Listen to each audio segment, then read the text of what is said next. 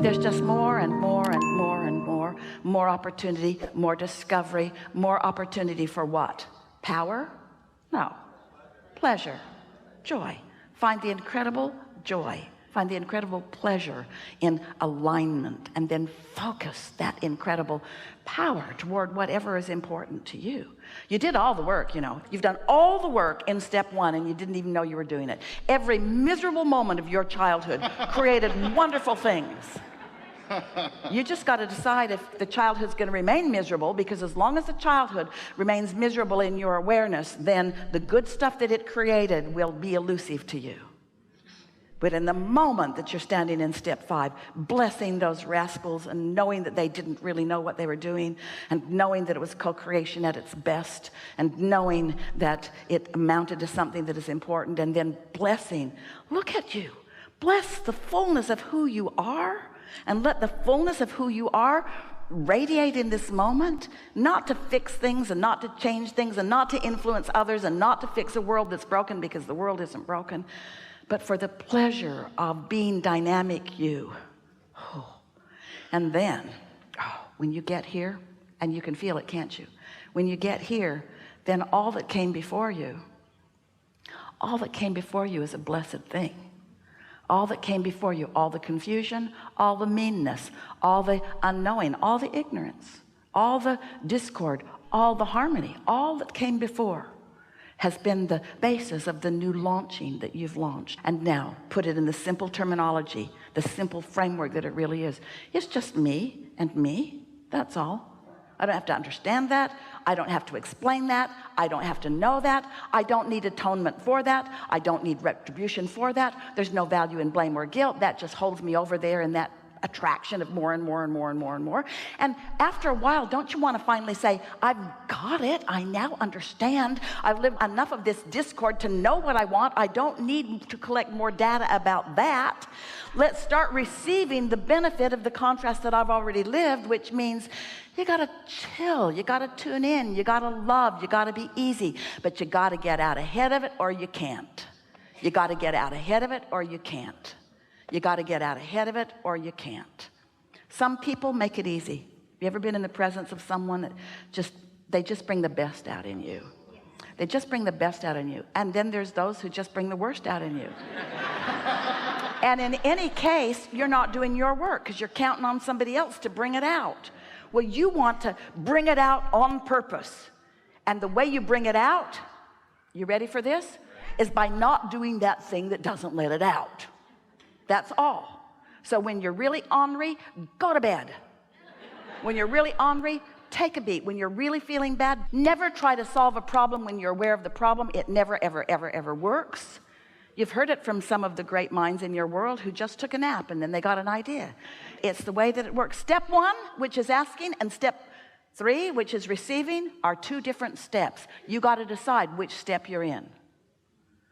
So next time you're having a no good, very bad day and everybody around you knows it, say to them, okay, I'm in step 1, deal with it. And then go to bed. You might even say to them, I'm going to go chill. It might take all night. It might take a month. I might have to leave home for a while. You don't want to be conditional in this, though. You don't need others to be different. You don't need the conditions to be different so that you can feel different. That conditional love will trap you. It will trap you. It will trap you. You want to discover unconditional love, which is, it's just me and my inner being, and there's no conditions involved, and I can just tune into what my inner being knows, and I can feel the pleasure of this now, and then everything will take care of itself, because when I'm in alignment with all of that begins occurring to me. So when you're in a no good, very bad mood and you say, I'm having a step 1 moment and I can't get out of it, nobody will understand that. You could just say, I'm in a bad mood and I'm going to go away. When I get feeling better, I'll come back. Then go away.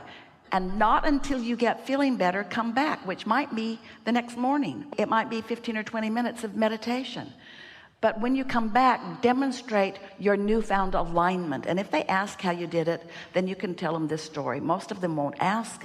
Save your breath. They won't get it. The more conversation you have with them, the more quagmire you're likely to have. Just connect and connect and connect and connect till you're the one at the table, till you're the one in the room that brings the best out in everybody. Not because it's your responsibility to bring the best out in everybody, but because that's just who you are and you can't help it. Before you can bring the best out in others, you got to find it for yourself, you see. And that's the thing that you usually don't do, because you are so busy sacrificing for others, because you've been taught if things are going well for you, then they call you selfish or greedy or not understanding their plight. And you can't say it to them because they won't get it. But what we would like you to be able to say, but you can't because they won't get it, is if I understand your plight, then I'll vibrate with you, and then we'll be in the same hole together. That's why Jesus said, you sat before him dripping your illness, and he didn't see your illness. He stood over there in step 5 and knew your wellness, and he knew it so clearly that he owned the room. He knew it so clearly. There was no resistance in his vibration. And as he focused upon you, there was one thing and one thing only that was on his mind, his influential mind, which was well-being.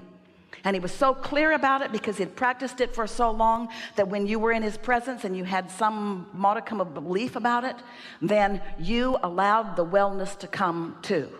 And then he said, go forth and tell no one. Because he knew if you went home and started bragging about it, that they'd talk you out of it. That explained to you about how illogical or how unlikely that would be, you see.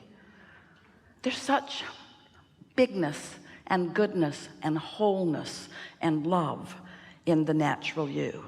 And you have pinched yourself off from it so that you catch glimpses of that. But so often those glimpses are perpetuated by someone else who's tuned into it. And that's why you become conditional, because under some conditions you feel really good about yourself, and other conditions you don't feel so good about yourself. But in either of those cases, you're dependent upon someone else's connection, and you don't want to need to be dependent upon anybody else's connection. You want to find your own, find it frequently, find it often, find it wholly, find the pleasure of it, and live happily ever after. Really. The same list of unfinished things can be happening in your life experience, and you can feel great. You're just blissful because you've done the only thing that mattered. You've connected with source. And some might be saying, oh, well, that's all well and good. Tell us to be happy, and then we just don't notice all the stuff that's going wrong. Well, that is our message.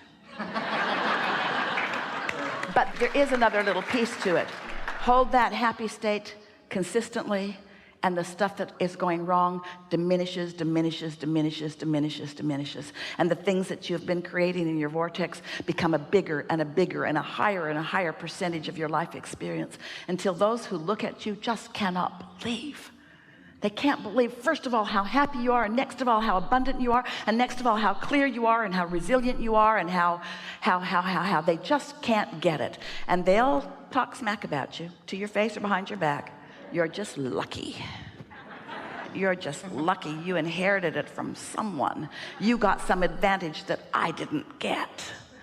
And if anybody ever says that to you, just say, I just got tired of feeling bad. And I focused upon enough stuff that it got so big and so bad that finally I just started laughing, because it was just absurd. It was like I was testing the universe. Okay, universe, this sucks. Bring me something else. Okay, universe, this sucks. This sucks too. Oh, I hate that even more. This sucks. This really sucks. Until at least you begin to notice the correlation between your attention and what's happening to you. And when that finally dawns on you, then you can choose the side of the equation that doesn't suck.